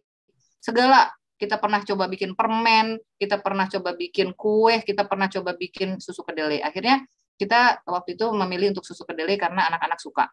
Kita eksperimen berapa kali sampai mendapatkan susu kedelai yang pas, yang nggak langu, yang nggak terlalu manis gitu ya. Nah, susu kedelai itu biasanya saya rendam malam, beliau pulang kerja, nanti kemudian pagi sebelum subuh beliau sudah blender, beliau yang meras karena butuh tenaga kuat, saya yang rebus, kemudian saya bungkus-bungkus, saya yang antar ke tukang sayur dan warung gitu ya, terus jualan di rumah juga. Alhamdulillah tuh bagus. Tapi produksi Masya Allah ya, namanya produksi. Itu memang dari mulai segenggam sampai sempat kita ngerendam itu 1 kiloan gitu ya. Dan mulai banyak tuh, mulai kelabakan, mulai harus beli panci gede gitu ya. Itu proses. Sampai akhirnya kemudian ditemukan ke satu titik, ini gagal. Tidak mungkin lanjut lagi. Selesai. Dan akhirnya semua alat-alat yang tadi itu nggak kepakai. Dan udah memang nggak memungkinkan, akhirnya kita mulai mencoba jalan lain. Dan jalan lain yang dipilih adalah menjadi reseller produk fashion. Di situ kita benar-benar belajar banget sampai 1 tahunan lebih menjadi reseller. Menjadi reseller, terus-menerus belajar, dan akhirnya mulai paham bisnis, mulai merintis lagi untuk membuat brand. Waktu itu seperti itu prosesnya. Jadi jangan khawatir dengan menjadi reseller, karena disitulah proses kita belajar tentang bisnis, belajar tentang sistem, belajar tentang marketing, belajar tentang proses, semuanya ada di sana. Jadi nikmatin aja. Kalau memang dilakukan dengan sungguh-sungguh, insya Allah reseller yang besar pun banyak, yang kemudian ingin membuat brand sendiri pun berproses. Mungkin seperti itu. Baik, syukran. Jazakallah khair. Ustaz Safri dan Umi Arita. Itu tadi teman-teman, proses itu penting ya teman-teman ya. Maksudnya jangan takut untuk berproses. Umi Arita dan Ustaz Safri aja dulu sampai yang jualan-jualan dari Tanah Abang itu ya udah tandangan berapa sampai besar sekarang. Dan contoh nanti kita bisa seperti Ustaz Safri, Umi Arita, itu jadi kenangan yang indah ya Umi ya. Di masa Sekarang lalu jadi kita baru kenangan. seperti itu ya.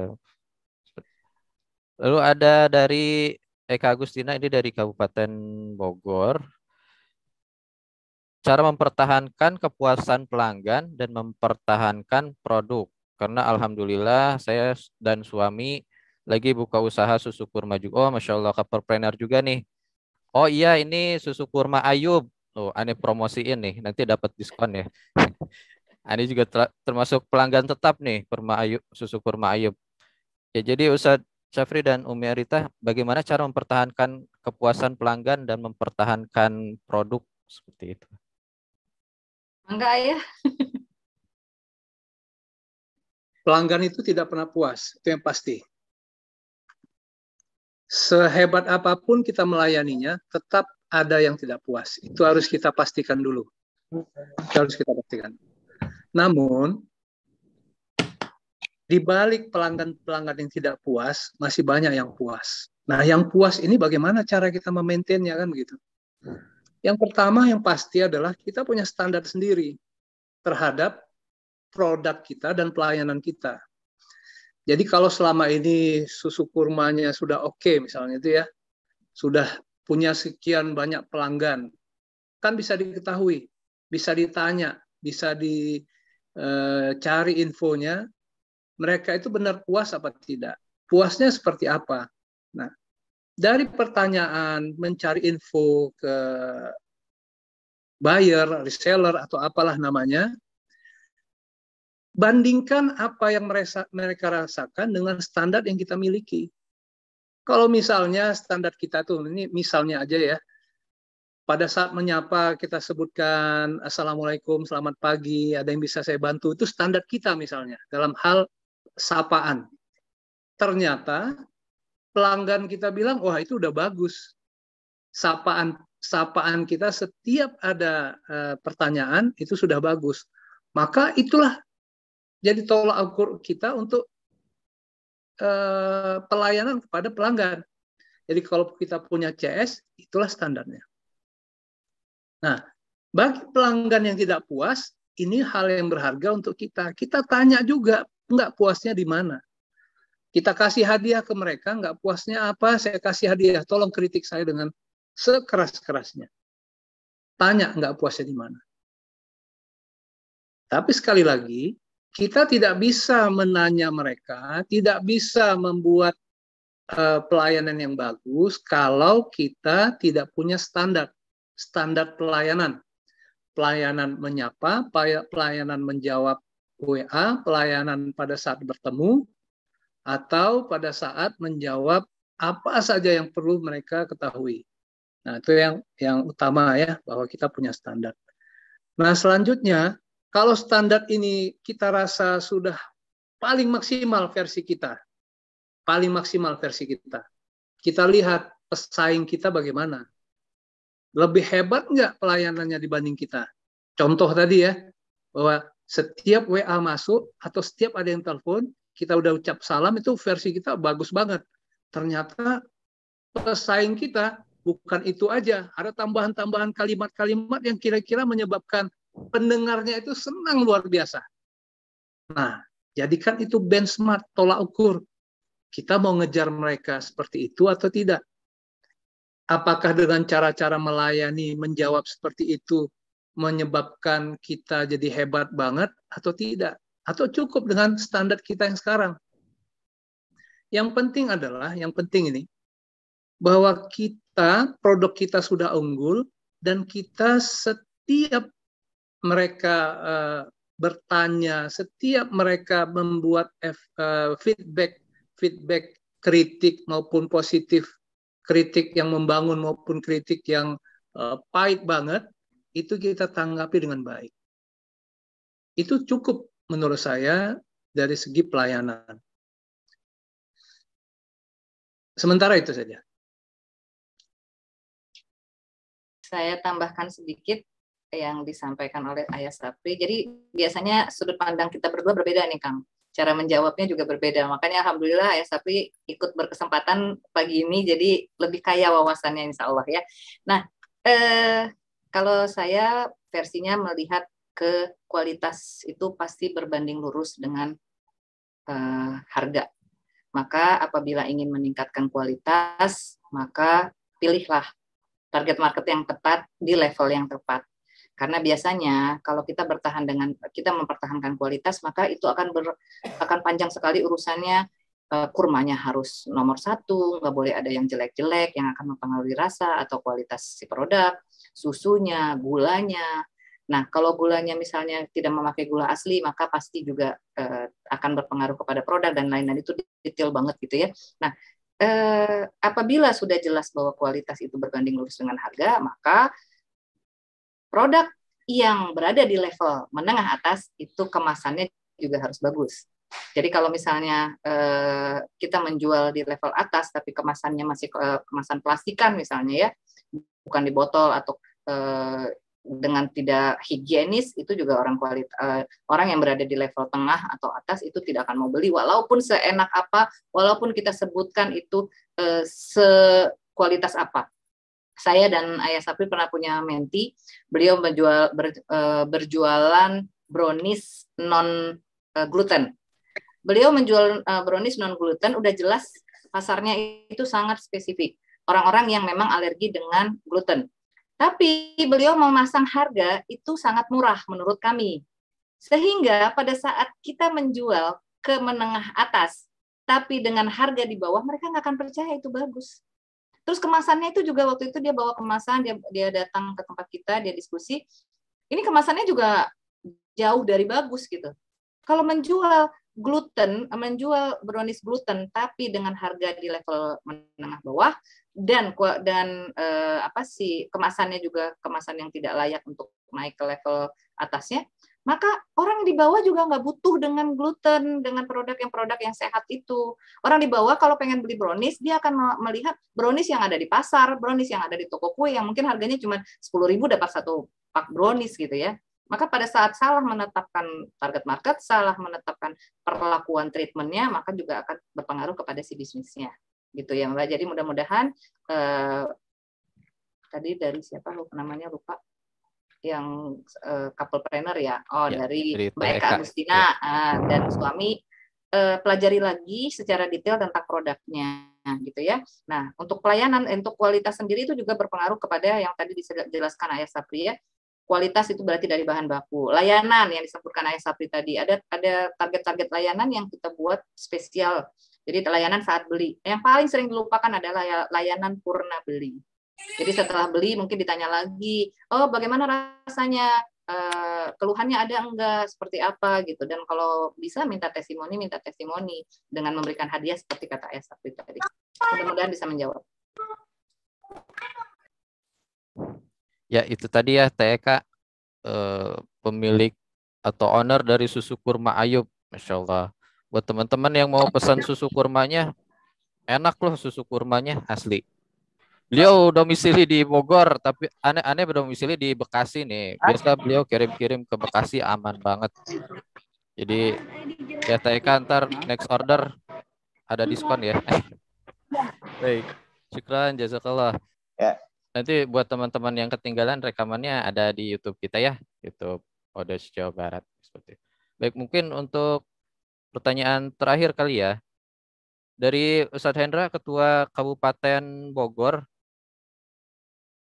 untuk reseller itu baiknya mengambil keuntungan berapa persen ya, Set? Seperti itu. Boleh dijelaskan, Set? Keahliannya Ayah Sapri, silakan. Ya. Ini posisinya sebagai produsen atau bagaimana? Bisa dijawab dulu nggak? Gimana, Ustaz? Posisi yang bertanya ini produsen atau reseller? Oh, Ustaz Hendra, Ketua Kabupaten Bogor, kira-kira dari reseller sepertinya, Ustaz. Oh, kalau reseller kan secara umum sudah ditentukan oleh pemilik produk berapa persen keuntungan yang bisa diambil.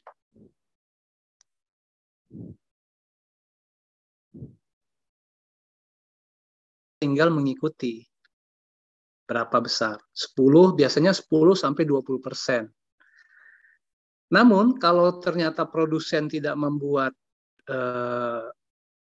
besaran berapa besar keuntungan yang bisa diambil, maka kita lihat produknya. Kita menjual, lihat produknya. Kalau memang segmennya kelas menengah ke bawah, maka persentasenya memang nggak bisa besar. 20% itu udah paling tinggi. Tapi kalau segmennya itu memang menengah ke atas, di atas 20% masih bisa.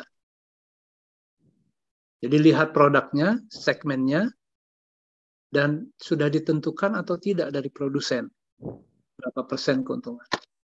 Gitu. Baik. Dari Umi Aryata mungkin ada yang ditambahkan? Iya, sama sebenarnya. Jadi biasanya kalau posisi dia sebagai reseller, maka sudah ada aturan dari produsen biasanya. Kalaupun tidak ada aturannya, maka segera cari informasi level sejenis. Teman-teman sesama reseller itu menjual harga berapa, supaya jangan sampai kita misalnya menjual terlalu mahal, maka orang lain akan membandingkan dengan yang lebih murah padahal produknya sama, atau bahkan kita menjual lebih murah, maka kita nanti akan diprotes oleh reseller lain karena jualnya kemurahan. Nah, itu butuh pencarian informasi. Kalau memang tidak ada aturan harga nasional atau harga khusus dari produsen. Biasanya sih hampir setiap produsen punya harga HET ya, harga eceran tertinggi itu sudah ditetapkan hampir di setiap produk. Mungkin itu. Baik, Umi. Ya, mungkin satu pertanyaan terakhir, Umi, dari Ustadz Akbar, PSDM Jawa Barat. Beliau itu pernah punya bisnis di usia 21 tahun, kolaps di usia 30 tahun. Intinya bagaimana cara membangkitkan gairah untuk memulai bisnis lagi gitu, seperti itu. Ini Ayah Sapri juga yang bisa jawab. Karena kita sendiri juga sudah berapa kali nyaris-nyaris bangkrut. Nanti Ayah Sapri yang cerita. Silakan Ayah. Kami dari awal berbisnis itu hampir setiap 2 tahun menghadapi gejolak yang luar biasa. 2008 mulai bisnis, 2010 luar biasa harga-harga naik menyebabkan kita susah berproduksi dan menjual. 2012 mulai bagus, 2013 kena lagi, 2015 parah luar biasa, 2016 Allah kasih jalan. Poinnya apa dengan gelombang seperti itu? Poinnya adalah kita harus yakin kalau Allah berkehendak, semuanya bisa terjadi. Sekarang kita posisinya bagus, kita harus mempersiapkan diri posisi tidak bagus. Jadi nggak terkejut.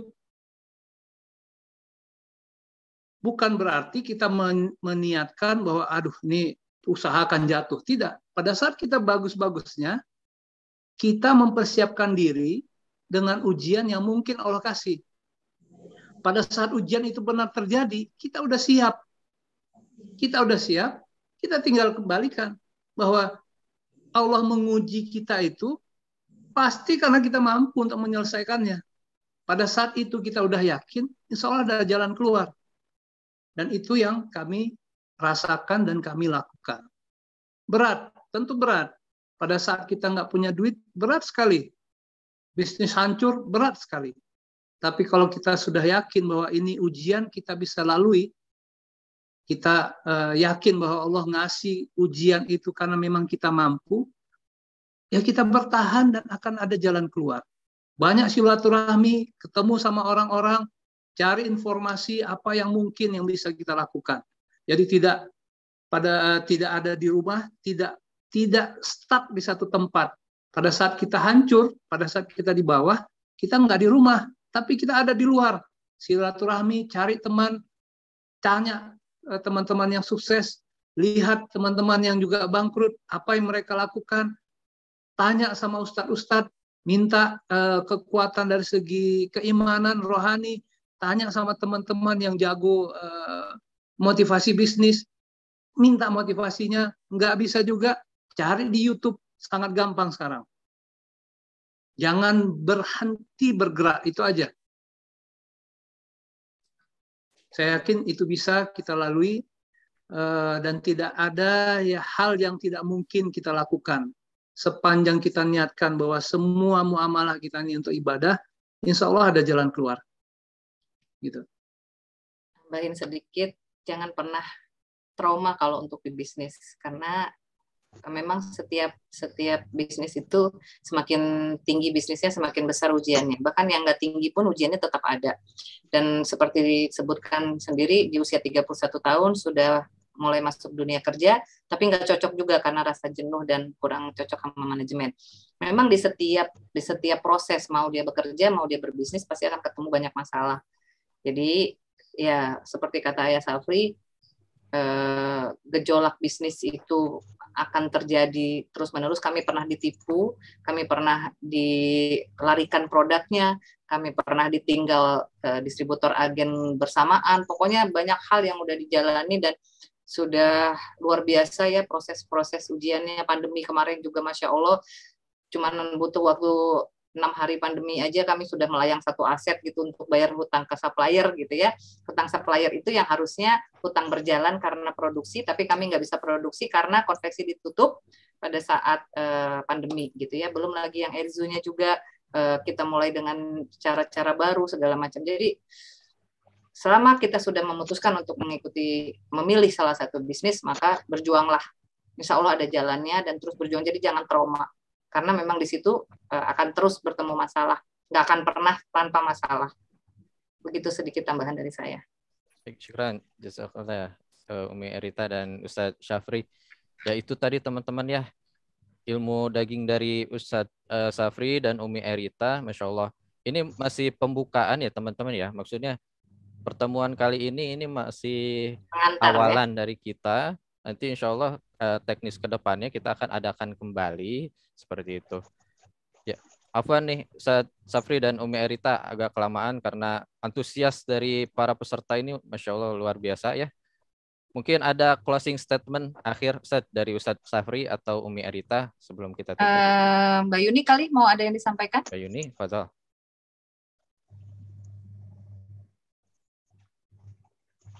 Oh ya, Mbak Mi, aduh, alhamdulillah, masya Allah ya, bisa bersilaturahmi di sini setelah sekian lama berdiskusi sama teman-teman Odos di Bandung ya. Alhamdulillah, semoga yang kita harapkan semoga kedepannya juga kita bisa bersinergi, bisa memberikan yang terbaik gitu, dan juga bisa membentuk suatu kemandirian finansial gitu, baik bagi kami di Erizu juga ya yang lebih harus memantapkan diri gitu kan. Nah selanjutnya juga untuk Odot juga bisa memberikan yang terbaik dari Erizu. Kolaborasi yang akan kita bentuk nanti mungkin akan dibahas dalam pertemuan nanti. Jadi Kang Teteh boleh nanti lebih Umi sudah memberikan waktu yang banyak nih, mangga kalau misalnya Ayah juga sudah memberikan waktu yang banyak untuk full spesial untuk Odos, jadi silakan kita bikin waktu-waktu yang lain untuk bersilaturahmi. Begitu Kang, hatur nuhun. Terima kasih Umi Yuni atas tambahannya. Baik teman-teman, mungkin dari Ustadz Bambang, Ketua Pengfusi Odos Jawa Barat untuk closing statement. Pada Ustadz. Iya mungkin kalau dari saya ini aja Kang Abdul kan. Tadi kata Umi juga kan ini tidak bisa sekali ya, kita akan ada next pertemuannya.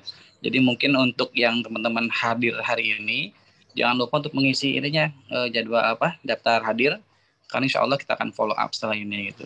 Mudah-mudahan kita bisa terus mengawal ini ya Kang Abdul di Pemprov menuju tadi kemandirian secara apakah itu pengurusnya juga emang serius insya Allah itu.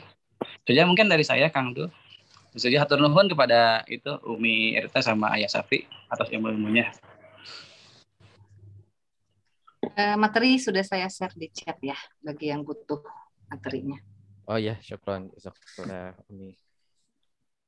Ya buat teman-teman yang ketinggalan juga nanti kita upload di YouTube kita ya, di YouTube Odos Jawa Barat seperti itu. Baik. Ya, setelah sampailah kita pada penghujung acara, alhamdulillahirabbil alamin. Semoga apa yang kita dengarkan hari ini dan next teman-teman siap ya untuk berproses, artinya kita mulai untuk membangun unit usaha kita masing-masing di DPA dan mudah-mudahan kedepannya kita bisa mandiri secara finansial di setiap DPA seperti itu. Baik. Mungkin saya cukupkan sekian. Kita tutup dengan hamdalah bersama-sama alhamdulillahirabbil alamin dan istighfar astagfirullahaladzim dan doa kifaratul majlis subhanakallahumma bihamdika asyhadu an la ilaha illa anta astaghfiruka wa atubu ilaik. Assalamualaikum warahmatullahi wabarakatuh. Waalaikumsalam. Mohon maaf ya bila ada salah-salah kata. Sami-sami Umi, terima kasih. Umi. Syukran jazakallah. Izin lab.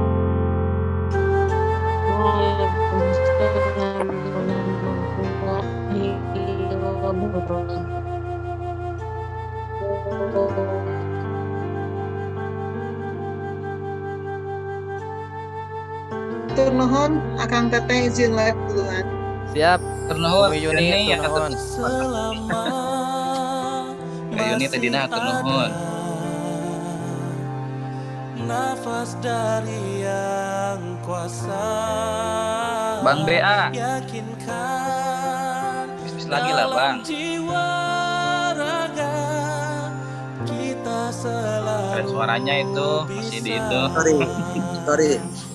Ngajak istri keluar sebentar karena mau ke puncak tadi pagi, spend dulu karena katanya masih kangen sama suaminya.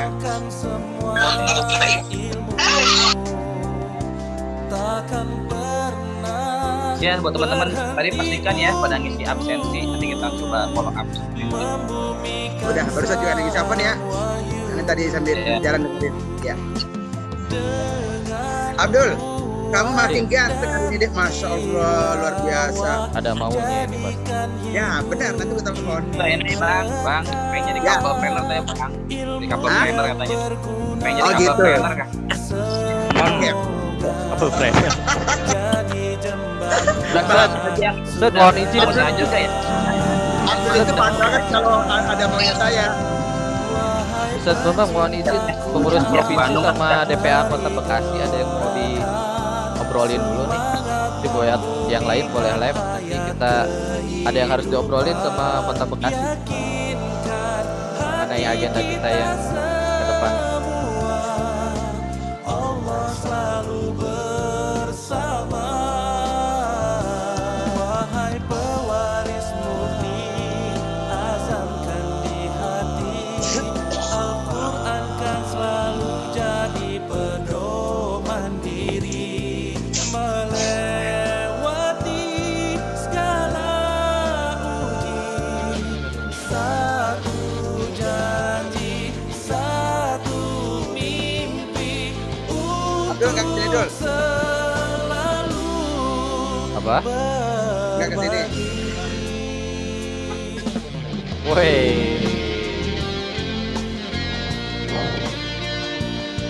Lagi sama siapa di situ? Bismillah. Mana lo jomblo? Kalau gue kan ada istri, Dul. Jadi baginya sama istri. Ya. Makasih banyak ya dari Eka DPA Ciamis. Syukran. Saya Eka dari DPA Ciamis. Ciamis. cinta Quran, mari gelorakan semangat membumikan ayat kehidupan. Izin live dari Indramayu. Jazakallah. Siap. Hati kita semua. Sampai ketemu lain waktu. Bro Jamal kenapa nggak mau pakai baju kayak Adul? Kenapa? Tadi Bro Jamal kenapa nggak mau pakai baju kayak ente? Nah, ya aneh doang yang on cam. Apa karena ente spesial jadi yang sama itu? Iya. Sama moderator jadi spesial unyu-unyu. Iya.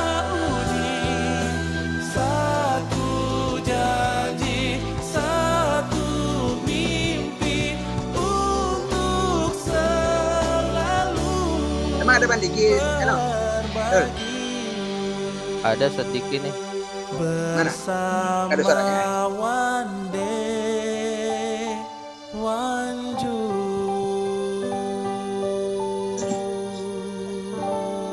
Oh ya ada ya. Udah lihat.